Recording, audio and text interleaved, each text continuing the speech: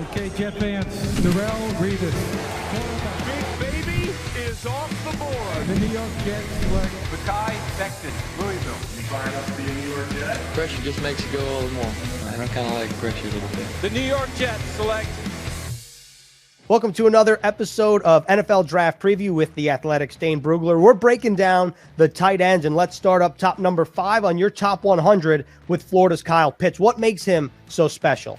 Well, he's a unicorn, and that's how the Florida coaching staff describes him. It's what a twitchy big man looks like. He is a wide receiver in an oversized body, natural reflexes, very flexible player, and very athletic ball skills. It's not like he's just an athlete running around out there. He has very athletic ball skills. So his ability to adjust at the catch point and make plays on the football is really astounding. Last year, his 2019 tape, really liked it. Coming into the year, over the summer, I think I had him at number 11 overall, so he was very high for me. But he also had some issues with drops. He had 6 drops last year.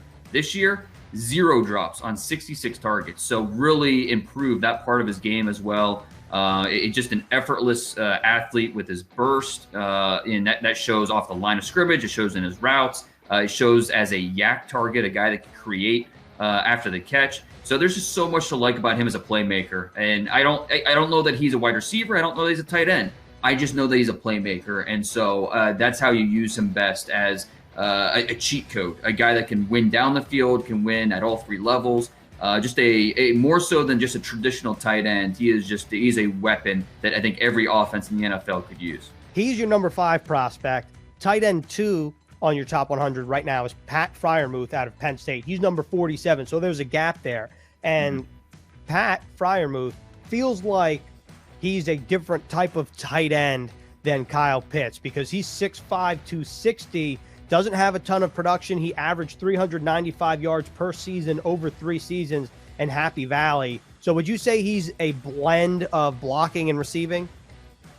Yeah, I think that's fair. I think he's, I don't know there's much special to him. With Kyle Pitts, he's got some special to him with what he can do down the field.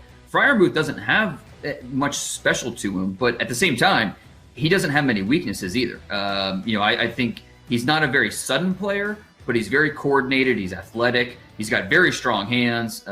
He plays with that fearless demeanor, so he can work the middle of the field. He's going to give you the blocking chops that you're looking for. So I think he's a high floor type of NFL starter, a guy that might never make a Pro Bowl, but he's a high floor starter, a guy that I think you have a good idea what you're getting.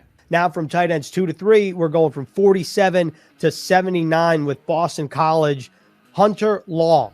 And he's 6'5", 254. He had a career year this season in terms of production. He was also a Senior Bowl guy. Do you think that his performance might have shifted at all, the way that you view him?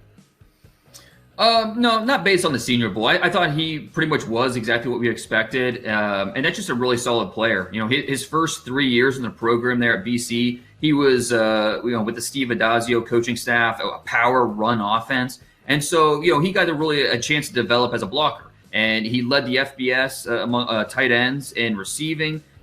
He rarely left the field. So a guy that was either going out for targets or staying home to block. And I think he really sums up that quarterback's best friend type of description, because he has field awareness, focus through traffic. There's a little bit of like an Austin Hooper to what he brings to the field. And so just a really, trustworthy target. Another guy right behind Hunter Long is Brevin Jordan, 6'3", 244, University of Miami, number 82. So he's 3 spots back on your top 100. How would you describe Jordan's game, and why is he a good option in potentially the 3rd round? Yeah, big-time weapon coming out of Las Vegas. And, he hit the ground running. He was a 3-year starter in his 3 years for the Hurricanes. And what I really liked about him is his production got better every single year.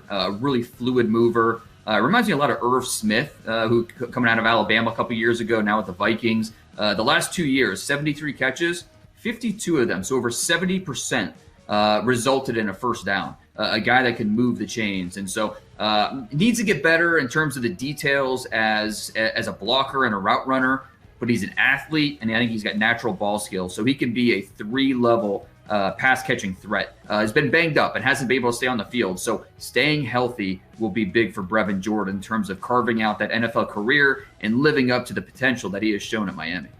So those are your top 4 tight ends. What about a sleeper per se, or maybe a day 3 player that you think could outplay where he gets drafted come April?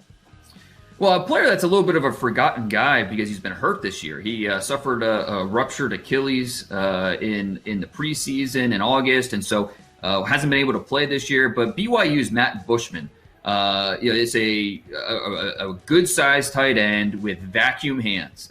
He was last year he had over 50 catches and didn't have a drop. So this is a guy who is very reliable. He's just laser focused. As long as the medicals come back clean and, Matt Bushman's good to go in terms of being healthy, I think he'd be a nice fit somewhere in the late rounds as a guy that can come in and, finish or, just round out a tight end depth chart and be a guy that can get on the field. There you have it, the tight ends breakdown as we inch closer to April's draft. Dane, thanks a lot, and we'll see you next week. Thanks, Ethan.